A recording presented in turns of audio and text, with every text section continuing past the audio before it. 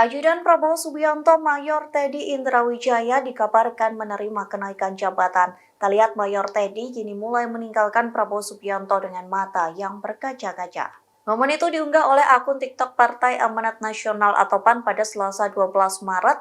Dalam unggahan itu terlihat Mayor Teddy meninggalkan Prabowo Subianto dengan mata berkaca-kaca. Mayor Teddy terlihat keluar dari sebuah rumah dengan membawa tas jinjing besar berwarna hitam. Sementara di belakangnya terlihat Prabowo mengawal dan melepas kepergian sang ajudan.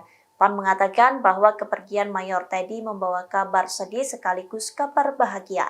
Pasalnya, Mayor Teddy dimutasi menjadi Wakil Komandan Batalion Infanteri Para Rider 328 Dirgahayu. Dikutip dari Kompas.com, hal tersebut pun disampaikan oleh Kepala Dinas Penerangan TNI Angkatan Darat Brigadir Jenderal TNI Christomei Sianturi.